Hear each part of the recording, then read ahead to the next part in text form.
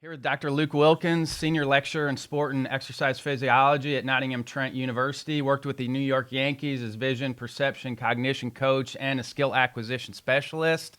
Dr. Wilkins, thanks for jumping on with me. Thank you for having me. And shout out to John Kramer with the Yankees, who got us connected. He and I played college baseball together and have had a great relationship for over 20 years. So I appreciate him getting us connected on this. For people that don't know you, talk a little bit about your path in sports.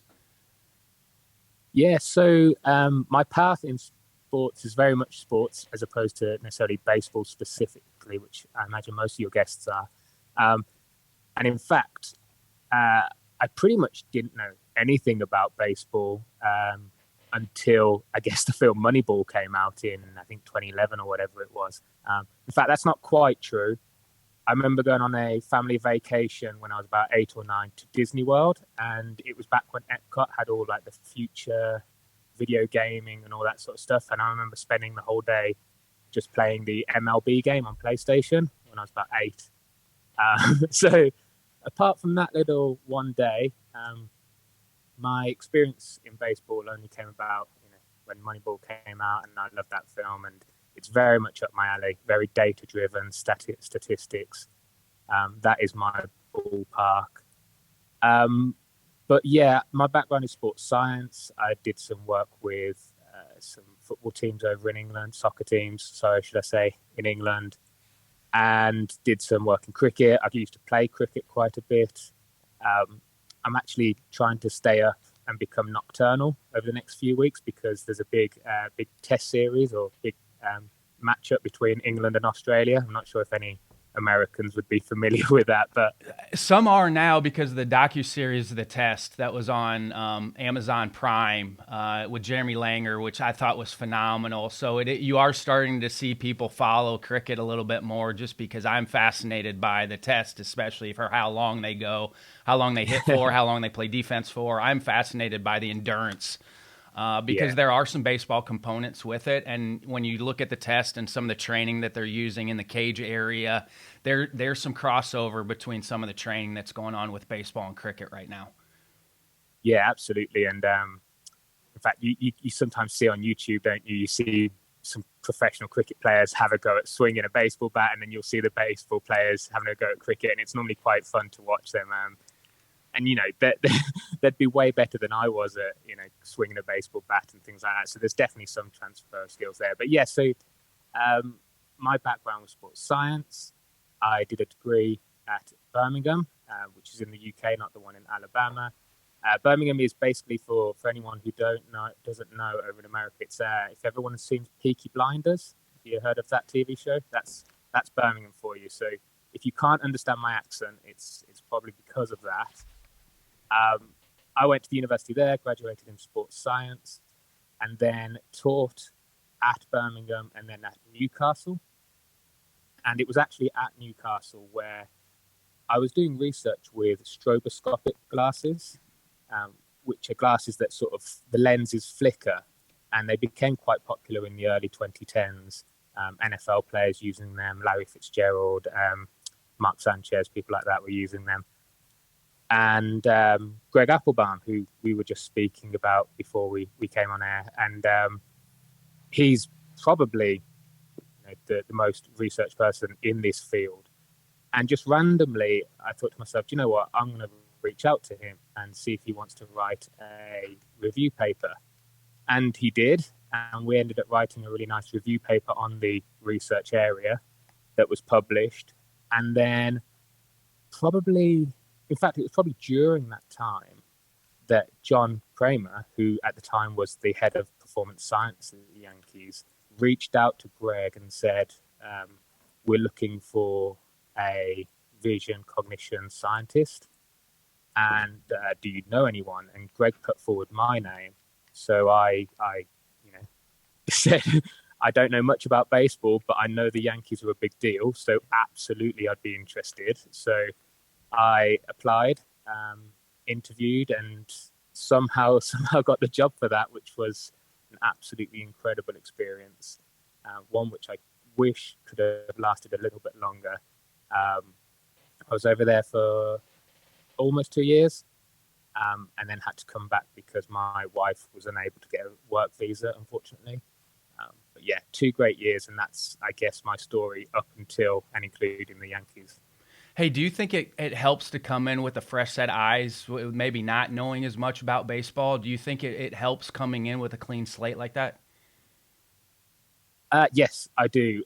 Maybe that's just my bias there, but I mean, for sure, Well, and you you want just said people. bias. Like I think it flushes some of those biases that maybe a coach that's been around that sport for a long time. I think it flushes all those out.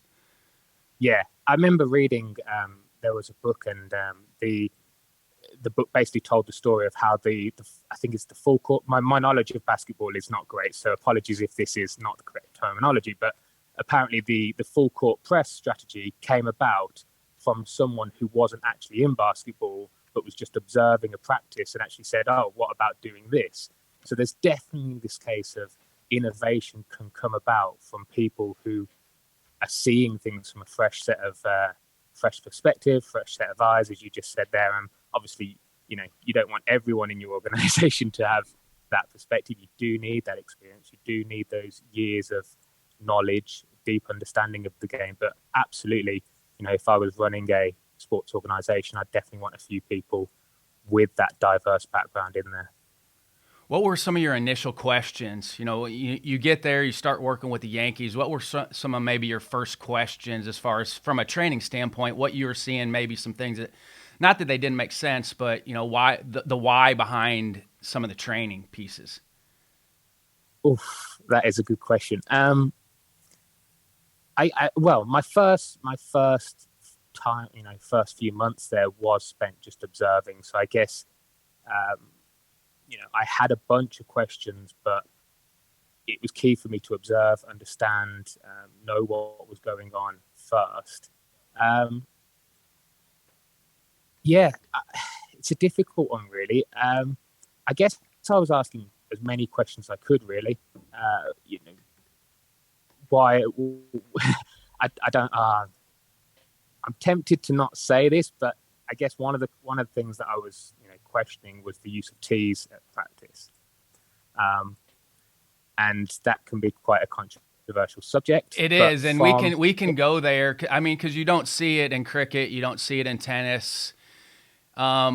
Maybe, and I don't know what the weight of the cricket bat is that they use. I don't know how similar the weight is. That's always been like the question for me. And David Whiteside and I are going to talk about this a little bit too. Is a heavier material that we're swinging? Is there some application to maybe building up because it is heavier? That's my question. And you're also dealing with guys that's part of their routine. You're dealing with elite professional athletes that is that part of their routine, and some don't use it. So that's maybe a personal preference thing more than a science-based thing. Yeah, absolutely. And so your question was, what question did I have? Yeah. And I guess, to be perfectly honest, that was a question. Yeah. From an outsider's perspective, it is odd. It is a strange concept. But then looking at it from the other perspective, I've always said that science will tell you a lot and science can help guide us a lot. But the number one thing is that player feels comfortable and confident. And if they are comfortable and confident using a T, then I'm never going to take it away from them, or I'm never going to encourage that to happen. So yes, that was a question of mine, Which is but fascinating to me because, somebody that's grown up around baseball, that makes sense to me that somebody that hasn't been around baseball, that would be one of the first questions that they have is why are you using a piece of equipment that doesn't really relate to the in-game experience and what they're experiencing in game? Like that's a very should be a common question for somebody that doesn't know about the training piece of baseball. yeah, and I'm glad you said that because I was very hesitant, as you could probably tell. But that's the great thing about bringing a fresh set of eyes in, because somebody that's been around the game that long, they're going to think this, but you bring somebody in with a fresh set of eyes, that is going to be one of the first questions. But that's what you need for growth and for player performance. You need somebody that's outside of your realm to ask those questions and bring up good, healthy confrontation and conversation about that.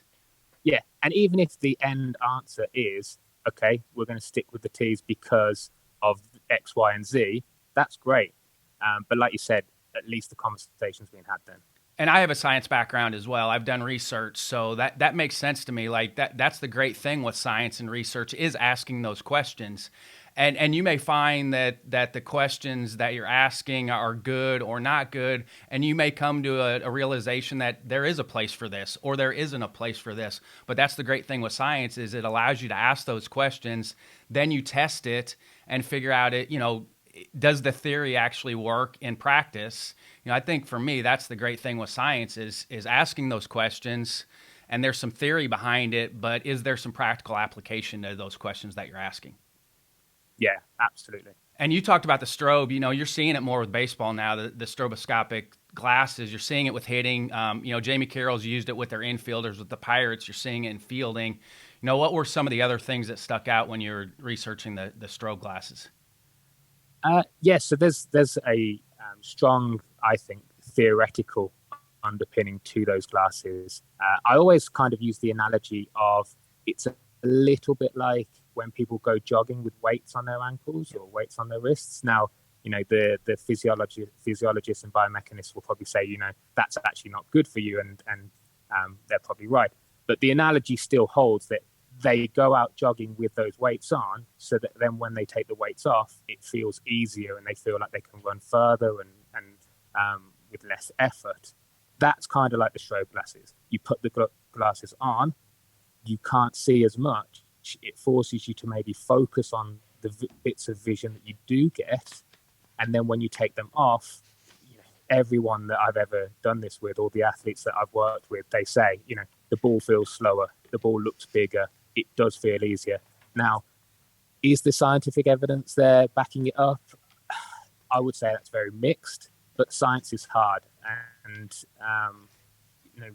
if we're getting a lot of anecdotal evidence, yes, we would like scientific evidence to back it up, but, there is still something there from my perspective.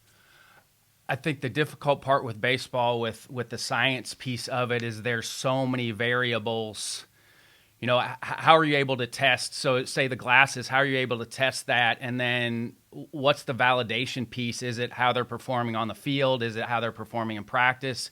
I think that's all the gray area variables with baseball is because it's really hard to set up a scientific research where you have a control group, where you have an experimental group. I think that's the difficult thing with trying to maybe bring some science in. You can do it, but I think it's hard to test it because there's just so many different variables, especially with swinging a bat and hitting a ball. There's just a lot of variables. So what do you base that off of? With the research piece, when you're setting that up, how are you getting the results? So what are you basing it off of to know that, okay, it does work a little bit, or maybe it doesn't work? Yeah, absolutely. The skills that we're talking about are such complex skills. And when you first think about it and you're thinking, okay, you're swinging a bat, it's far more than that. There are so many different moving parts that you can't break that skill down into something that is then scientifically controlled and reliable and valid. And if you do, then it becomes no longer the skill that you're trying to test. So, it all comes back to this idea that the science is pretty hard to do. But like I said, I think the theoretical underpinning is there, and there is some evidence. It's not like there's no evidence at all. It's mixed evidence. There's quite a bit still there for it.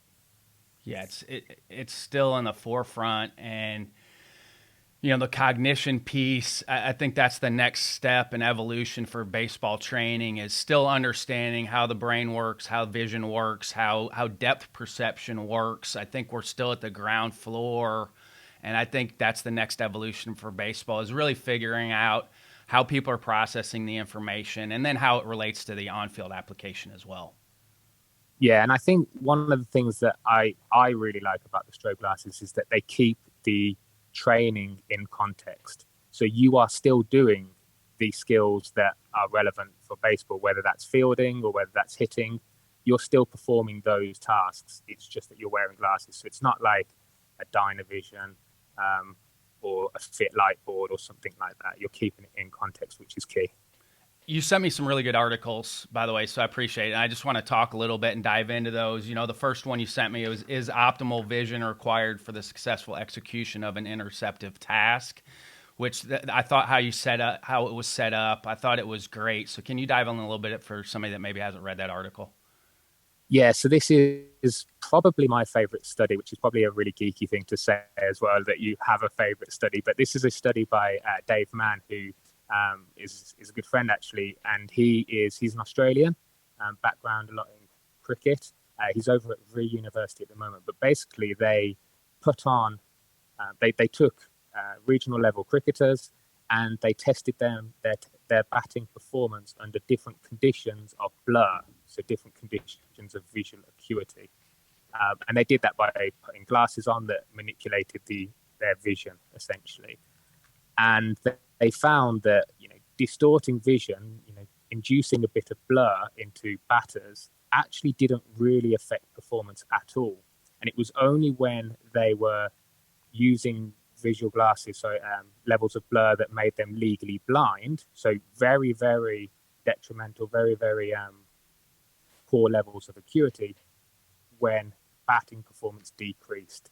So essentially saying that visual acuity, and specifically static visual acuity in that instance, wasn't that necessary for effective batting performance. And for the cricketers that they were using, and how experienced were they? They were, I may be wrong, but I'm pretty sure they were what we would call club level cricketers. So I guess it's a hard. So they'd been playing for a while. Yes, so they would be, I guess, your equivalent of, say, like a AAA hitter, something like that. Is probably the best comparison. And now does that go, so you're dealing with some elite cricketers, and does that go into, because they have so much experience of hitting a cricket ball, same as a baseball player who's hit a baseball for a long time, because the visual piece out of the hand is important, but the perception piece and where the ball's going to end up is just as important for both of those sports.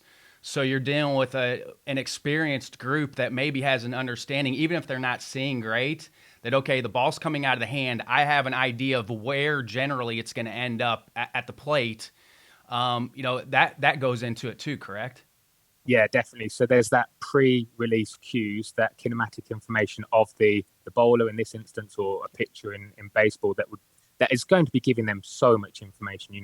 In baseball, you're not going to be able to hit the ball. It's just too short an amount of time if you're not using pre-release cues. It will be impossible.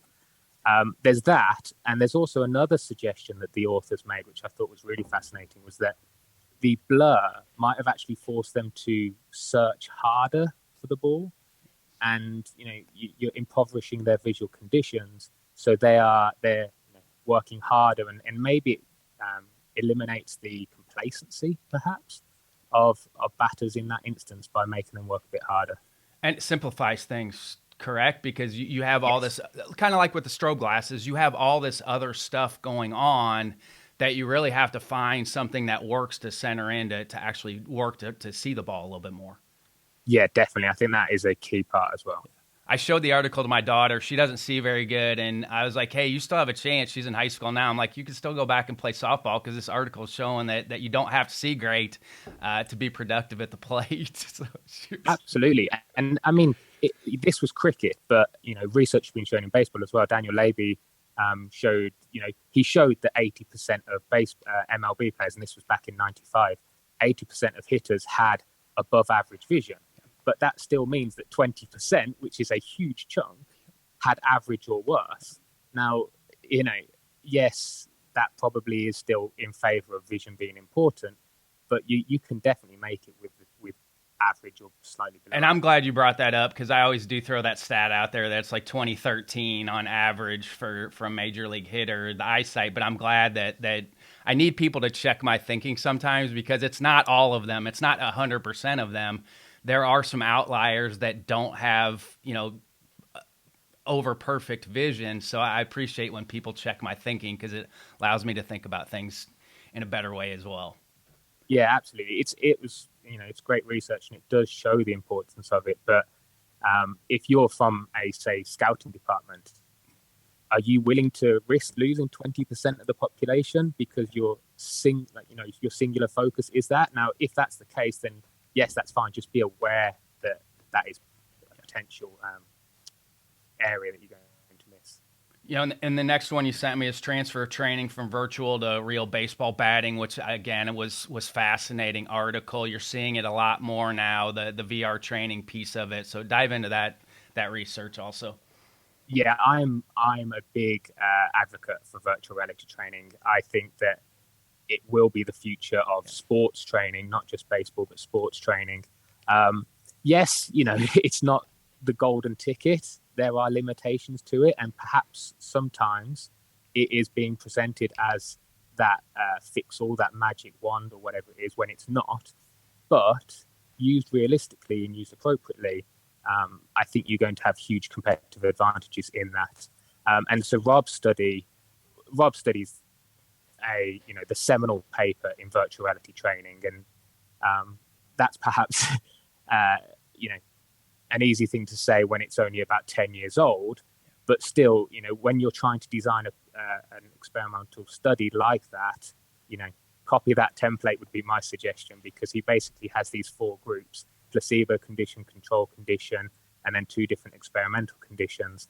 And he shows the benefits of VR, and actually he shows the benefits of VR training above traditional physical training, which is very fascinating and quite controversial, I think, as well. Well, and you can get more specific with it. It's hard, you talk about baseball, it's hard. A batting practice pitcher is not going to be able to replicate what they see in a game. It's just impossible.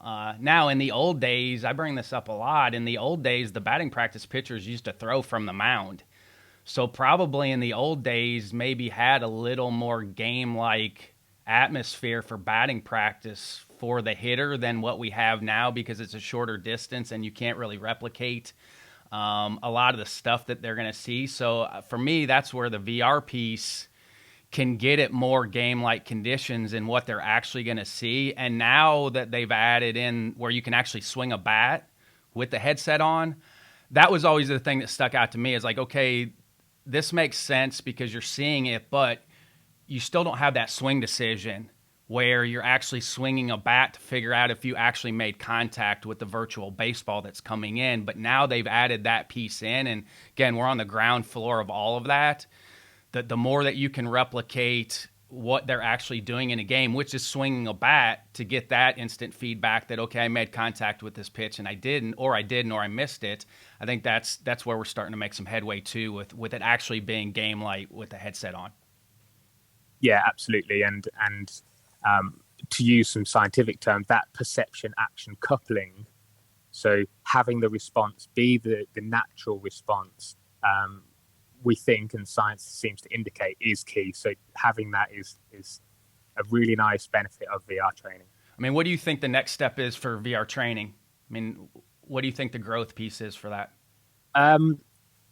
So in terms of the technology, now some can already do this, but embedding the eye tracking within the virtual reality headset, I think from my scientific perspective would be huge. From a applied player's perspective or a coach's perspective, I think accurate haptic feedback, so getting that feel. Again, some systems do already have a type of haptic sensation there, but again, just that I think is really important, because players have that feel. They always talk about it, don't they? They say you could probably have them close their eyes and they could tell you where they've hit the ball because they have that feel. And so putting that within VR would be a logical next step that maybe is not a next step, because some people are still doing it already. Yeah, if I had players struggling, I would make them hit off the tee with their eyes closed, just to show that they could do it. They would visualize the pitcher out there, and then they close their eyes, visual track, and then they'd hit off the tee and they'd make contact. I'm like, you have feel for what you're doing, and then it made it a little bit easier for them when they open their eyes back up. Yeah, and it's actually something that I'm toying with in some research ideas, is trying to test that feel. and seeing if the better players, or at least the better performances, are associated with a greater kinesthetic awareness of where you've hit the ball, or where your hands are, or something like that, because there's definitely that idea of feel, which is important in hitting. And then the third one you sent was modified perceptual training in sport. So it's another fascinating article.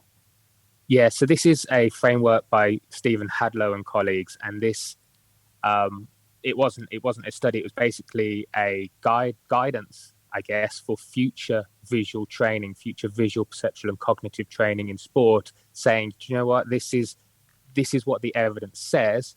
This is what we think would be most effective. And they put together this framework, in terms of what we've just talked about there, in terms of perception action coupling, in terms of stimulus response, in terms of representative design, all these different things they present, and they map the different visual training systems that exist. So you've got your strobe glasses on there, you've got your VR training, NeuroTracker, is it? NeuroTracker, Dynavision, all these different things. And they've said, this is how effective they should be based on this framework that we've devised. And as a coach or a sports scientist, I think it's a really nice framework to try and base your work off. Is there any other ways to improve vision, cognition, that piece besides the glasses, VR? Is there any other things out there that can help improve? I said one of the things that I like about the strobe glasses is keeping things in context. So anything that can do that, I think I would try.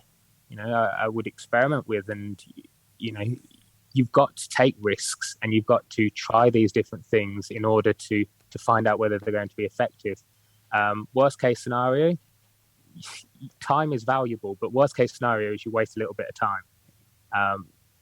So something like occlusion paradigms, where you're cutting off the vision of a hitter, I guess kind of like Game Sense. Game Sense is a company here in the States that Dr. Joe Fatty has done a good job. And Dylan Lawson worked with Dr. Fatty in the beginning, who's with the Yankees now. He's in the big leagues now, and congrats to Coach Lawson. That's awesome. But they were kind of the forefront of the occlusion training piece, which we would use a lot of those drills with our players. That I felt like that helped a lot with our players. Absolutely. Was the occlusion. And that was where we were able to use the tee a little bit more game-like, where we would have you have the pitcher behind a screen that's throwing a ball into the net, and a player's hitting off the tee. That was the occlusion piece, where I felt like you could make the tee game-related, even though it wasn't a moving ball. You could add some of the occlusion pieces in with the tee to make it more game-related. Yeah, we actually did a very similar thing as well. And I think that is a nice little touch, and nice little development of the use of the tee, which is great. But occlusion paradigms, doing that sort of game sense stuff, the Peter Faddy's work, Dylan Lawson, what he brought to the Yankees. I think that is grounded in very solid science. Things like eye tracking, gaze behavior, quiet eye, even from a pitcher's perspective, maybe. I've talked mainly about hitters. That's more what I know, but I think the eye tracking side of things is useful and very interesting as well. Hey, from an eye gaze standpoint, what were you finding the best guys did pre-pitch, pre-release? Where were they looking, and then when were they shifting to pick up ball out of release, or did it matter? Yeah, this is interesting. There's not one strategy, at least that's what the evidence suggests, and that's what I found anecdotally. Also, a lot of the time, players don't actually know what they're doing, which is an interesting one. And you're also kind of cautious to not necessarily tell them too much as well. You don't. That adds to overthinking, doesn't it? Yes. Yeah. You're too aware of it. Yeah, it goes to that sort of implicit instruction area of research, and you don't necessarily want to be directing them too much. You get that overthinking, paralysis by analysis, all of that sort of stuff. But yes, to go back to your question, we tend to have a few different strategies, and ultimately you're trying to see the ball at release. So you're trying to see the ball out of the hands. But what some hitters will try and do is, okay, I'm going to try and get as much other information as I can before that. So is that fixating on the elbow? Is that potentially, dotting your vision around the pitcher's body and then trying to get back to the hand? Long story short, we don't really know. There's not one definite strategy, and we're not sure. It depends if a guy was struggling. We would use some different cues with guys. Sometimes it was follow the ball all the way out of handbrake. Sometimes it was just look at the pitcher and then shift your focus over. But it really depended on the hitter. And if they were going good, we weren't going to do anything. But if they really started to struggle seeing the ball or I can't see it, we would have them shift a little bit where they were looking. And sometimes just focusing on the handbrake help them follow the arm swing a little bit more. But pitchers are so good now about deception. That's why deception is important for pitchers, is the guys that can cover up their arm swing, much harder to hit than the guy where you can track the arm swing and maybe start to decide when the ball's going to come out. But that's why hitting's hard. There's just so many variables. That and many other reasons, but yeah. There's a ton of them, but the deception piece is really difficult. But we would have some guys tinker around with some different parts if they were struggling. But I think, and from that, I think what you're trying to do from a sports scientist perspective is not fit everyone into one, perfect idea. There's not one perfect idea, but what the data and what things like eye tracking can show us is potential options for more individualized training programs. And that is, I guess, what the beauty of that sort of data and that sort of science can help with. Because like you said, we could change one guy to focus more at release, or to focus more on the kinematics of the pitcher, or to focus more on the trajectory of the ball. All these different things, but without the science finding that out, we're kind of just, guessing. Yes. And again, that's the hard part with baseball, is there's so many variables. So some of it is guessing, which, and as we have people involved in the game that are asking better questions, I think we're going to end up getting, more specific questions and answers, which is what the game needs right now. Yeah. Hey, with Dr. Joe LaPlaca's episode that he and I did we miss anything? When you listened to it, were there some things that we didn't touch on that we should have? I really liked that episode, actually. I would say that. I appreciate it. Yeah, it was great. And I do think, you touched on the virtual reality training, and that's something that, as I've said, I'm a big believer in. I'm doing some research in that in soccer. But that is something that in baseball is probably more suitable to baseball.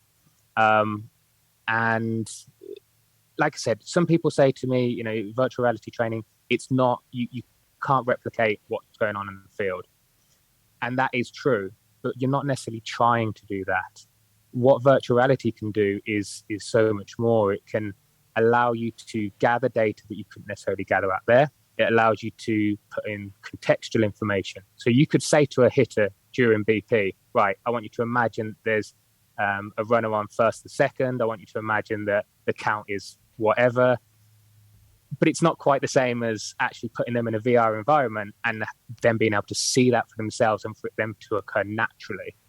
So you can have the actual picture. I mean, that's the yes. thing. That's the thing that's great for me. When you put that headset on, you're going to see the actual picture that you're facing. Like if you get into the weeds with it, you can put the actual picture that you're going to face. Like that's the great thing for me.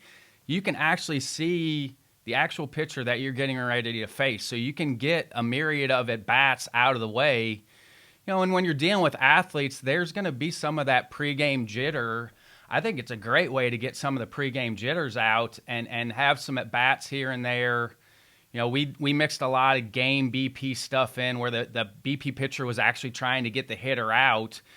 And so they were going through all of their at-bats, their routines, whatever they used for in games to try to help them flush some at-bats out before they got ready for the game, which I think the VR headset for me is exactly what the hitter needs. Yeah, it's almost a no-brainer. I mean, there's years and years and years of data showing that the third time through the order, batsmen, hitters do better against a pitcher. So you're just speeding up that process. So it kind of makes all the sense in the world to do that. And when you put it like that, it's kind of like, why isn't it abundant to every single organization? Yes. Because it shouldn't be a cost thing. I mean, at the pro level, I get it. The college and the high school level, there's some cost things, but at the pro level, you can whittle away from something else to get that, because that's an important thing. How your players perform on the field is the most important part of running a professional organization. So that's something that you shouldn't skimp on. Yeah, and we've actually been doing some research that is asking coaches and practitioners and people in the industry, in the baseball industry, you know, what are the obstacles to the virtual reality training? And what we tend to find is actually it's the perception, it's the gimmick stigma of virtual reality training that tends to be the bigger obstacle than, you know, things like cost and workload and time, things like that. That's what Jamie found with the defensive guys with the Pirates, was that the gimmicky piece of putting the strobe glasses on. And once guys got used to it, then he got all kinds of buy-in. But it was just the initial part of, you know, and you're dealing with a lot of egos. You're dealing with highly competitive guys, and sometimes they don't want to get out of their comfort zone. And you know, you would think that they, you know, they're very secure, but you're dealing with some insecure human beings sometimes, and just that, hey, it's weird that I'm putting this on. And so you're exactly right that it's just the initial piece of getting them into it and getting some buy-in from it. Yeah, and especially at the big league level, which is understandable. You know, they've spent their, you know, 15, 20 years having a set routine to get there.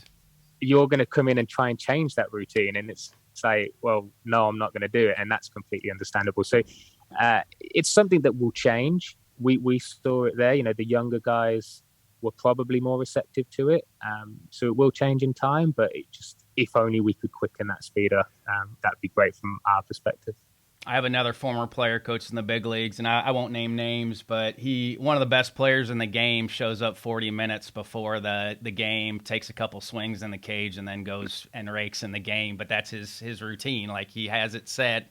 He's had it forever. So, like, he's not overthinking the process of trying to get ready for a game. Yeah, I said at the start, we can do all of this, and we've got knowledge of or evidence behind skill acquisition, but confidence and comfort supersede all of that, in my opinion. Any other things that sounded good in theory but aren't good in practice? Are there things out there? I know that's not science, because it's really about asking questions, and there's really no right or wrong with it, because you're just finding answers to questions. But are there some things out there that maybe sounded good in theory but didn't work in practice? I mean, we think of vision as being super important in sport, and if it's going to be important in sport, baseball is the number one sport for it to be important in, right? You know, there's probably no other task, no other skill out there that's quite as visually demanding as baseball. So it's quite easy to get caught up in this idea of we need great vision. But what's key is knowing what we mean by that vision. Okay, so we talked before about visual acuity, so the sharpness of that vision as not necessarily being the limiting factor to performance, but things like anticipation, things like gaze behavior, those more higher order visual skills, those more visual perceptual cognitive skills, they are the important ones. So I think in terms of what is theoretically sounds good but is not necessarily that sounds good, I guess that would be my answer to that, is vision, but knowing what type of vision to look at. Anything that youth coaches or youth players can work on, or is that more just get some experience, get the reps in, and then figure it out as you get older? I mean, the occlusion paradigm that we talked about before, the game sense, those you can pay some money and get that sort of stuff. You can buy it on apps, I think now. In fact, you can probably get some free apps for stuff like that now as well. But you can also put it together yourself, or if you're if you play, go stand behind cages at BP, go stand behind cages at bullpens. That's essentially the same thing. Yeah, trying to guess the pitch, guess the delivery, things like that. So those are probably things that I guess youth athletes could do, youth coaches could do. Do you have a fail forward moment? Everybody has to answer this question for me on the podcast. Do you have something that you thought was going to sidetrack you, but looking back now was one of the best things that happened to you? I've got so many. How long have you got? I do too. But I love asking that question because I think, especially in the society that we're in now, the comparison piece is always going to be there. You see elite people in every profession, but they've all had some things that set them back along the way, and they didn't allow that to be a fail moment. It was a fail forward moment, so they actually turned it into a positive. Yeah, so I'll briefly mention two, I think. So when I was 18, I went to Loughborough University.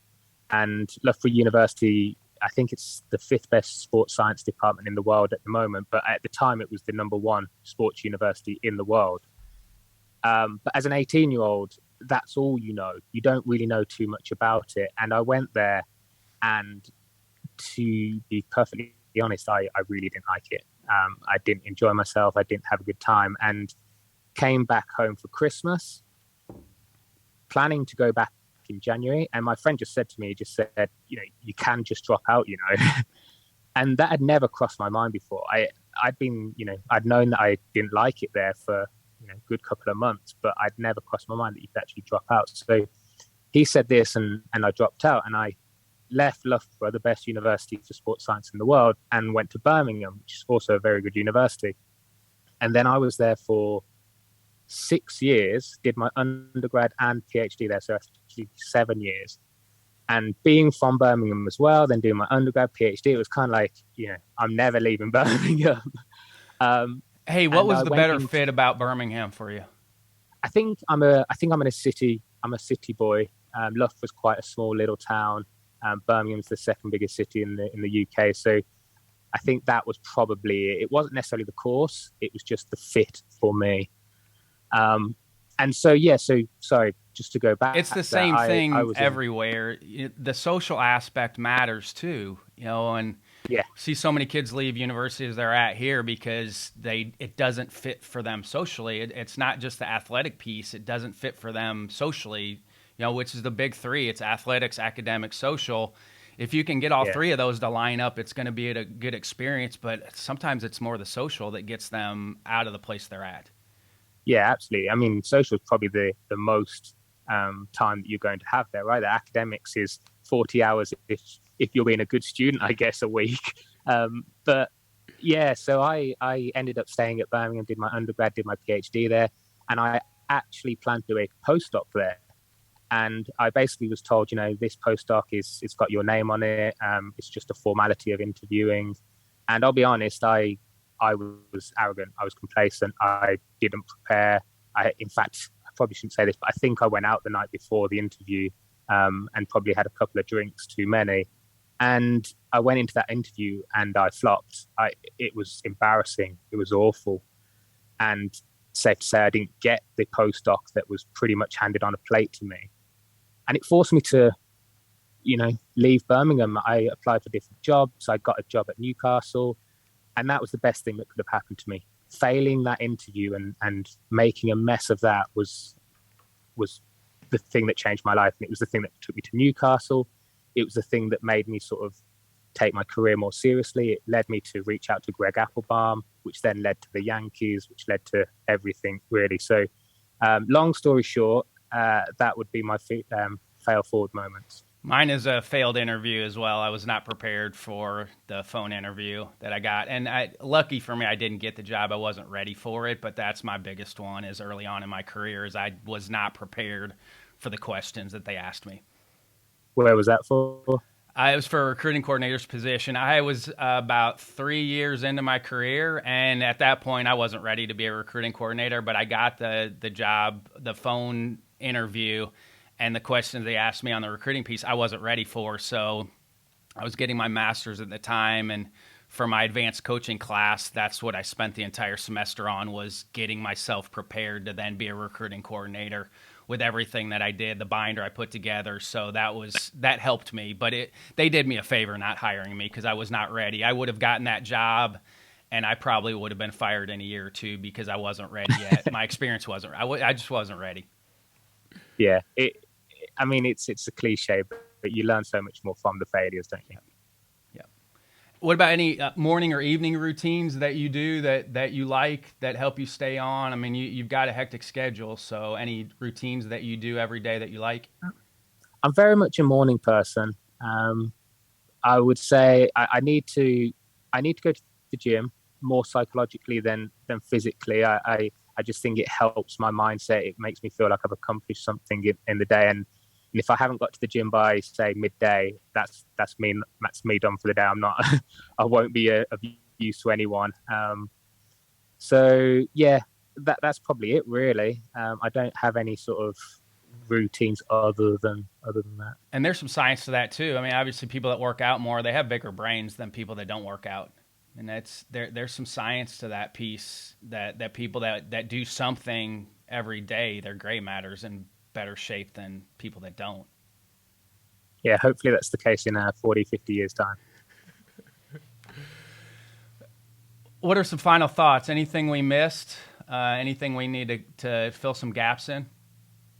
I think it's just a really exciting time for this area in baseball. I still am gutted I'm not in it at the moment. I'm always pestering Dylan with text messages and emails and trying to catch up with him and see what's going on there.